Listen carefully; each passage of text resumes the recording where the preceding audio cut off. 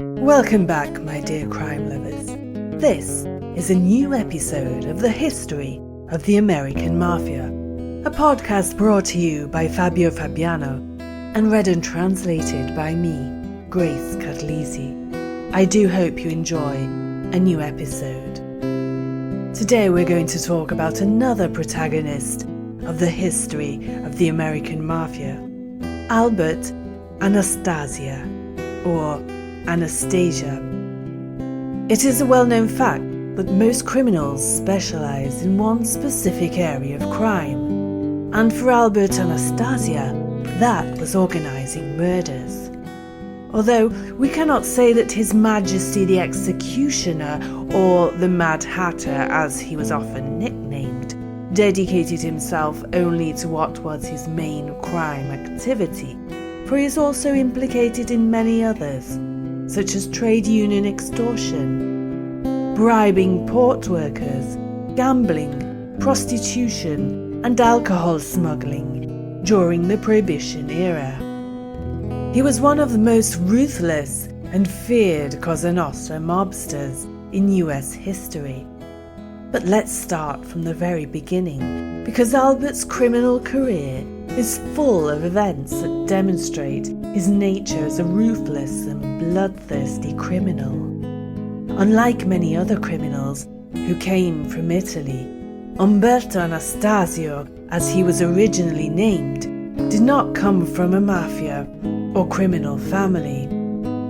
Let's take a look at his biography. Umberto Anastasio was born on September the 26th, 1902, in Tropea, Calabria, in Italy.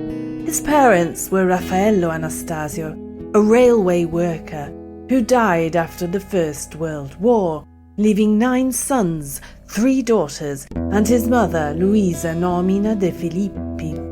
Alberto Anastasia married Elsa Barnesi, with whom he had 1 son, Anthony Anastasia Jr., in 1919. Anastasia and 3 of his brothers arrived in New York City working on a freighter. They abandoned the ship and entered the United States illegally.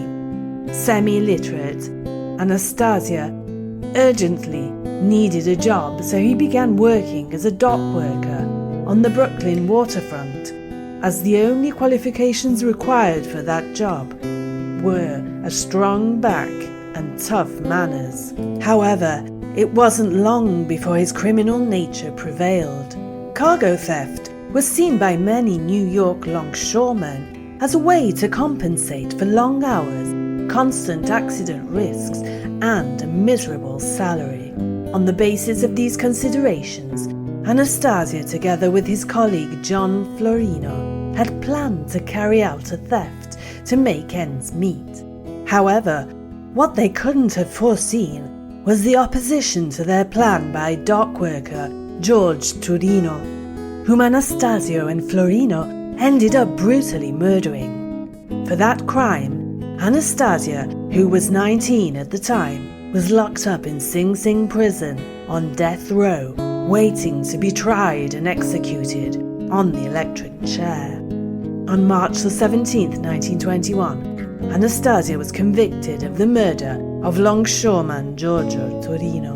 It was said that while he was waiting to be executed, the barber who shaved the prisoners on death row, Jimmy the Shiv De Stefano, who was considered a true mafia talent scout, reported to Lucky Luciano that Anastasia was one of great criminal potential. Lucky Luciano turned to New York's Supreme Court Judge Francis McQuaid, who appeared to be involved in gambling activities organized by the Mafia.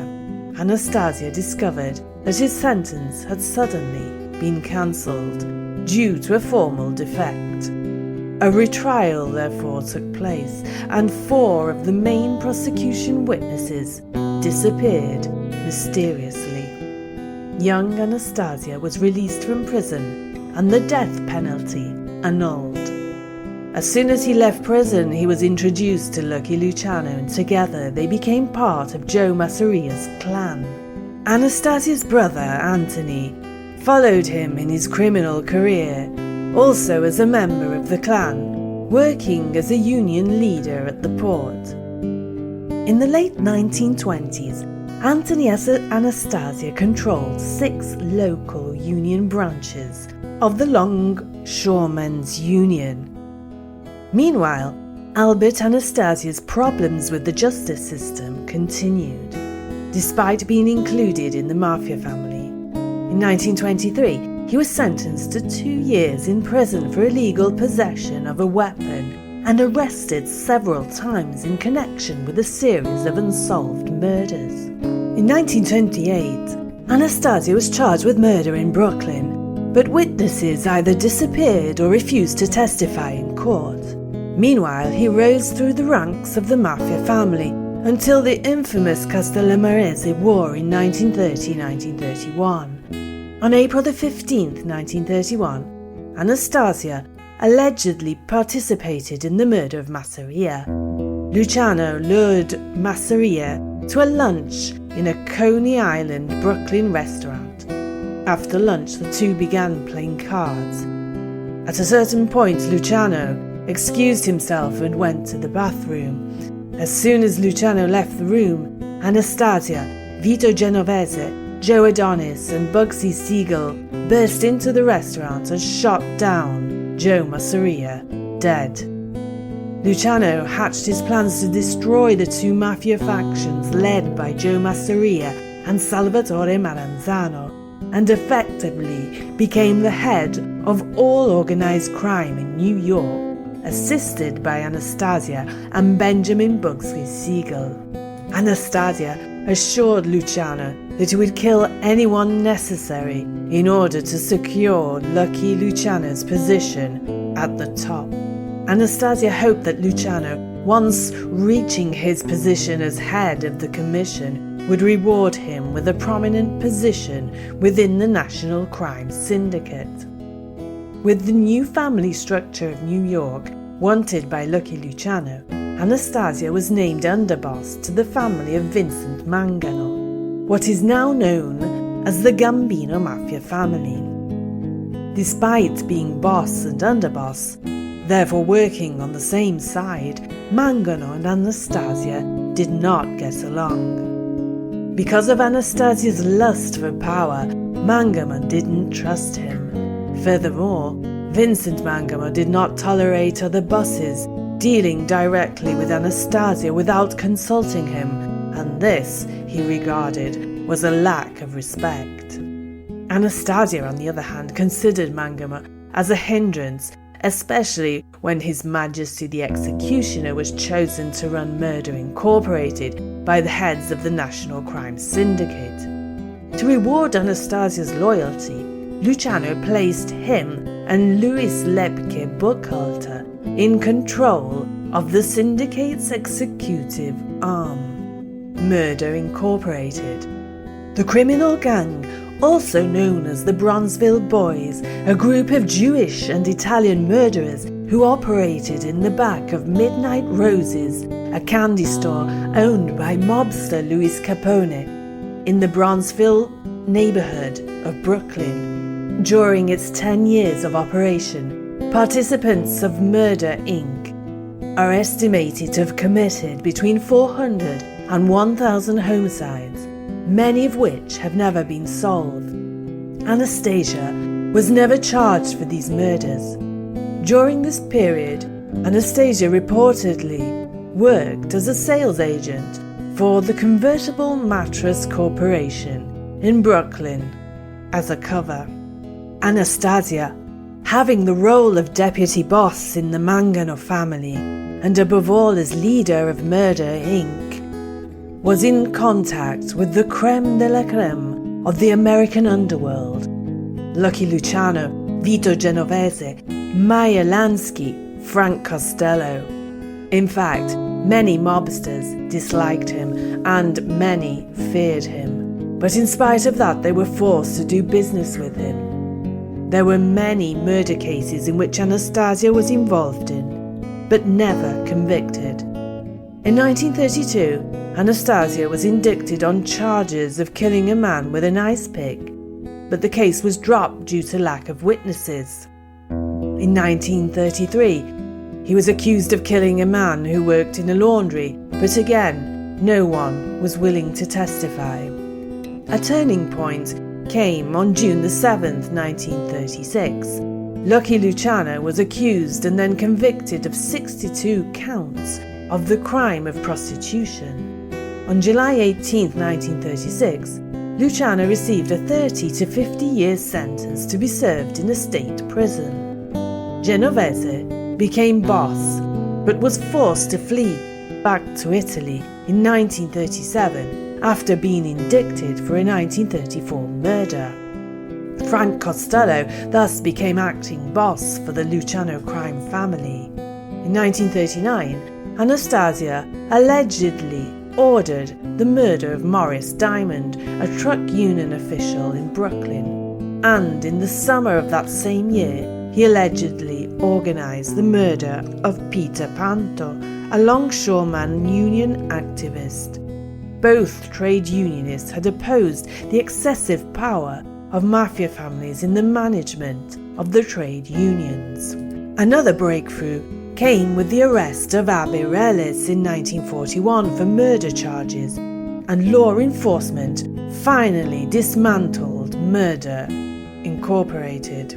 Reles was the ringleader of the Bronzeville-Brooklyn crime group, that is, the one who had provided hitmen to Anastasia and then to Murder Inc. for the past 10 years.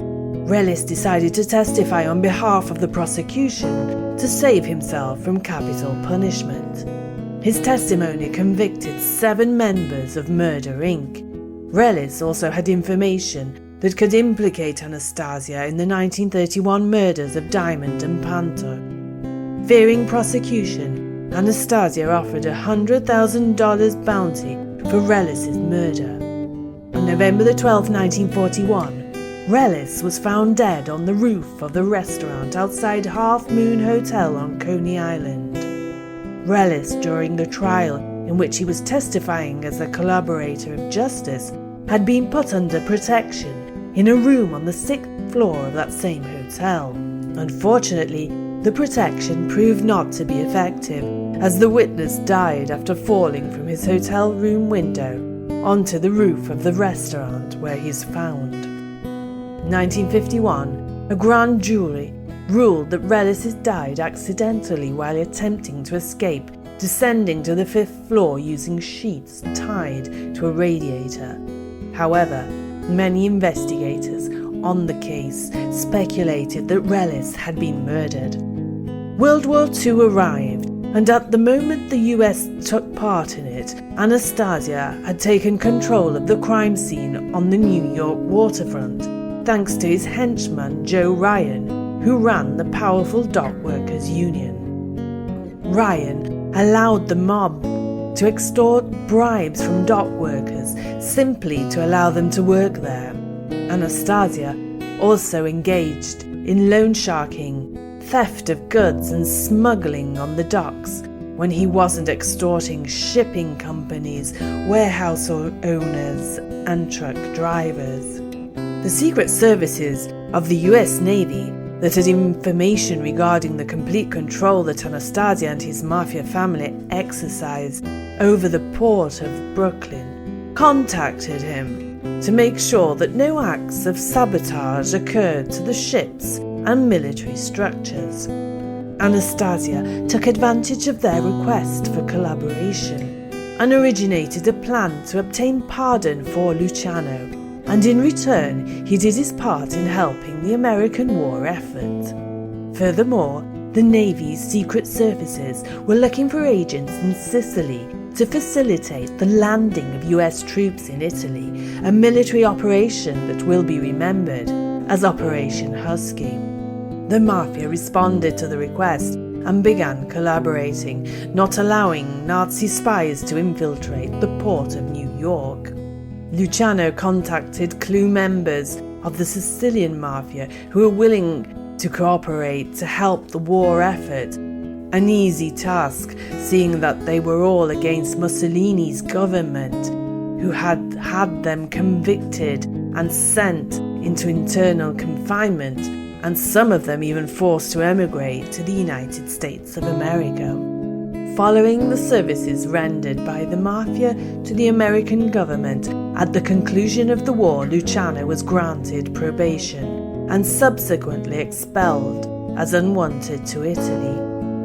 In 1942, Anastasia enlisted in the US Army with the rank of technical sergeant. Anastasia trained soldiers as longshoremen at Fort Indianatown Gap in Pennsylvania. In 1943, as a reward for serving the country, Anastasia received US citizenship. A year later, he was honorably discharged from the US Army and moved his family to a mansion in Fort Lee, New Jersey. In 1951, the US Senate summoned Anastasia to answer questions about organized crime. Anastasia refused to answer. Also in 1951, Anastasia decided to liquidate Vincent Mangano. In fact, the latter was never found again, while the body of his brother Philip was found in a New York swamp with 3 bullets in his head. Although Anastasia never confessed to being involved in the murders of the Mangano brothers, he managed to convince the heads of the other families who made up the commission that his boss had plotted to have him killed. Frank Costello backed him up in exchange for his alliance against the ambitious and resentful Vito Genovese. Therefore, the Mangano family soon became the Anastasia Mafia family.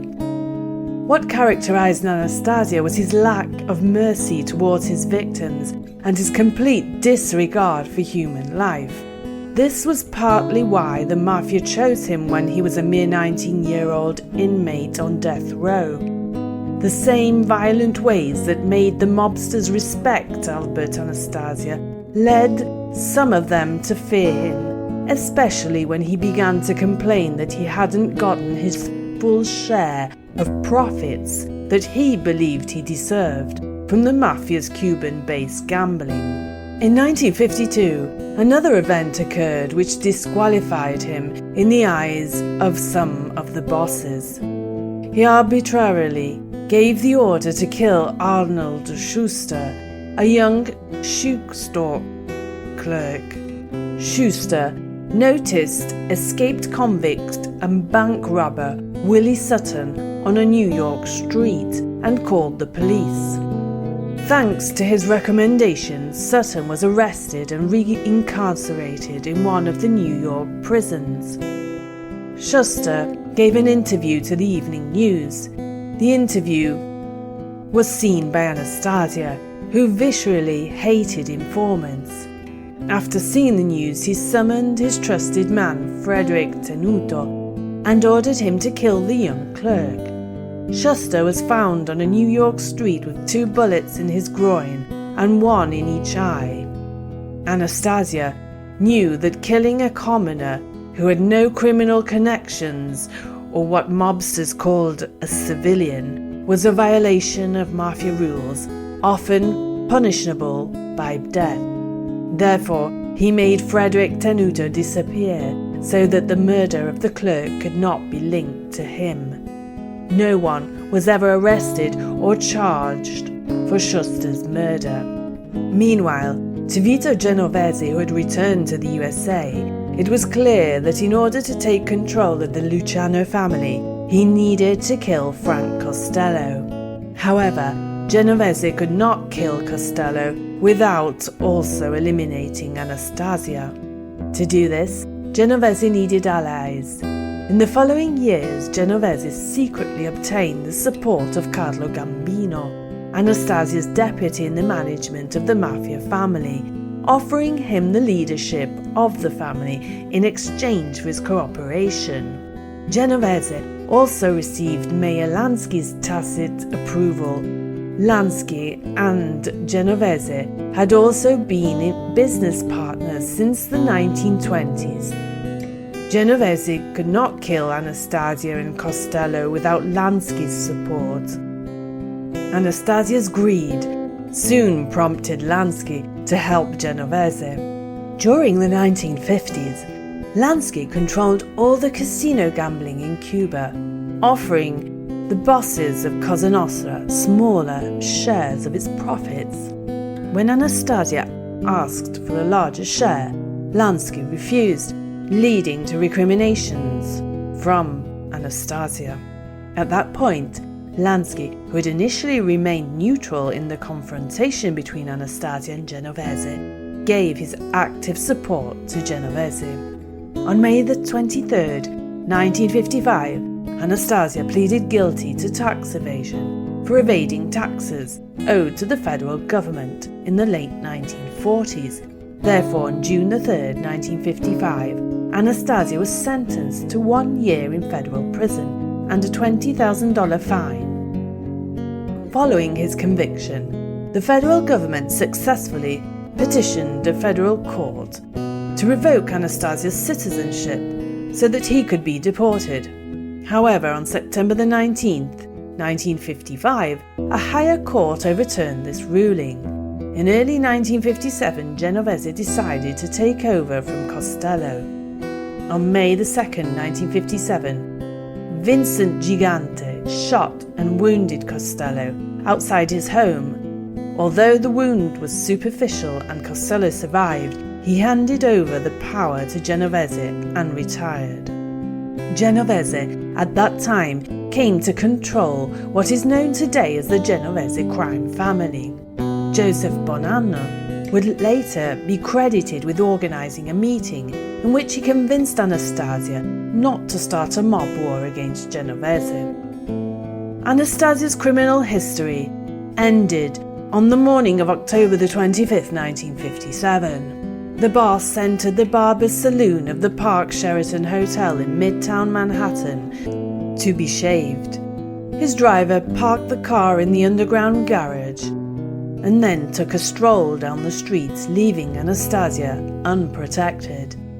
As Anastasia relaxed in the barber's chair, two men, with their faces hidden by scarves, rushed in, pushed the barber aside and shot Anastasia. After the first outburst of bullets, Anastasia lashed out against his killers, who continued to fire until Albert Anastasia fell dead to the ground.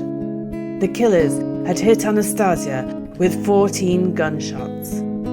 Initially, the NYPD concluded that Anastasia's murder had been organized by Genovese and Gambino and was carried out by a fire crew led by Crazy Joe Gallo from the Profaci family. Gallo boasted to an associate about his participation in the murder. You can just call us five, the Barber Quintet. Carlo Gambino was to be proclaimed boss of the Anastasia family at the Appalachian Assembly on November the 14th, 1957, convened by Genovese to discuss the future of Cosa Nostra in light of his inauguration. The meeting failed due to a police raid. Gambino's nomination was deferred to a later meeting in New York City. Under Gambino, Anthony Anastasio saw his power diminished and, in frustration, began passing information to the FBI shortly before his death in 1963.